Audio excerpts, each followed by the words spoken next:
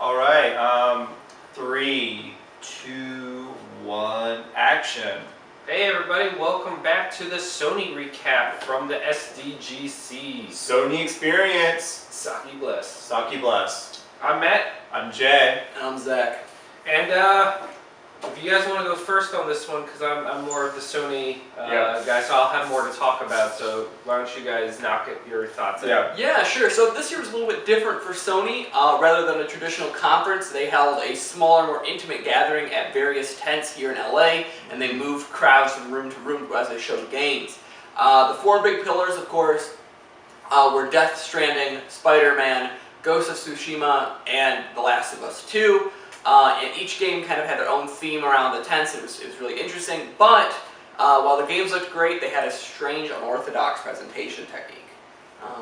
They started off the conference by having some guy play banjo for 5 minutes, which was cool. I'm sure you were actually there like in person. It was probably really cool, but watching it from a theater, it was weird. It was just an evolution of what they've done the past 2 years. Yeah. The God of War Orchestra, the Uncharted Lost Legacy Orchestra, and then they did the Last of Us banjo music. It felt like a lot of this event would have been the best experience in person. It felt like it was designed for an intimate, small setting. So for people who were streaming at home, it kind of felt like we were watching somebody's home video, and like there was still a lot of really compelling gameplay, and that's ultimately what we were there for, right? Exactly. So, Zach, what did you like at the Sony show? The Last of Us 2 was beautiful. The animation, particularly in those cutscene moments, were incredibly convincing. I think it might be the most realistic kiss I've seen in a video game. Yeah, for sure.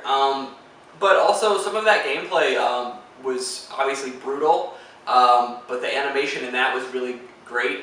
Seeing the way enemies and Ellie interact with the environment around them was something we haven't even seen from Naughty Dog before, so it was easily the most impressive thing for me at that show. Okay, Dreams is not dead. Dreams had a very light presence. It was a very comical presence. They basically created like this whole like band, and they had each member of the band like playing like a note or something like that. It was cute, but Dreams is not dead. It is coming out sometime soon. Sony doesn't know. I think my two biggest announcements at the Sony show were not any of the 4 major games, but Remedy announced Control, which is their newest IP. I'm a huge Remedy fan. I love Alan Wake. I personally really like Quantum Break. Even has the really corny and cheesy TV aspect of it, and the first 2 Max Payne games are great. And Resident Evil 2 Remake is officially a thing now, and it's pretty much Resident Evil 4, but with everything Resident Evil 2, and it might be the cutest Leon Kennedy we have ever seen in a Capcom game.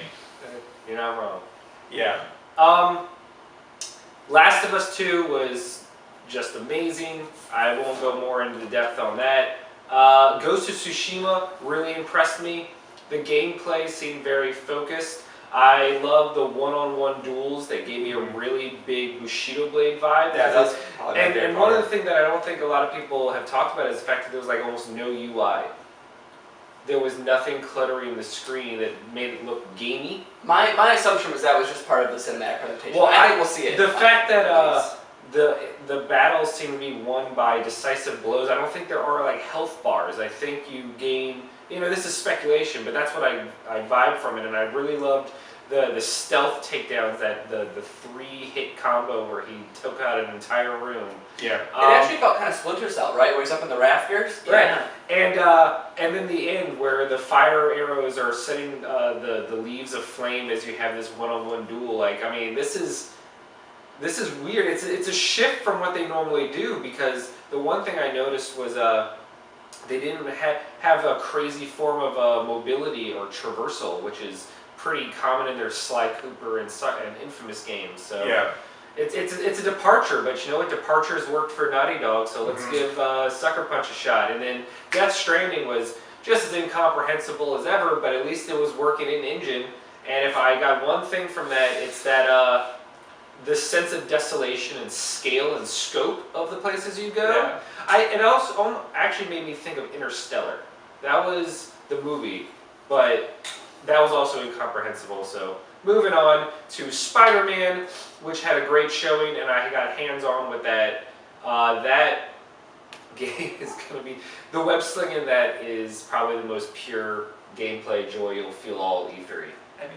And then Control was great. Resident Evil Remake was great. We got the creator of Rick and Morty making a copy and paste of Rick and Morty. I don't care about it. And then I would be remiss if I didn't bring up the fact that I think one of the most surprise reveals was I don't think anyone expected Neo 2 to pop up on the show. Exciting though. Yeah. So fans of Neo, and then we got another Kingdom Hearts trailer and A new one though. A different one.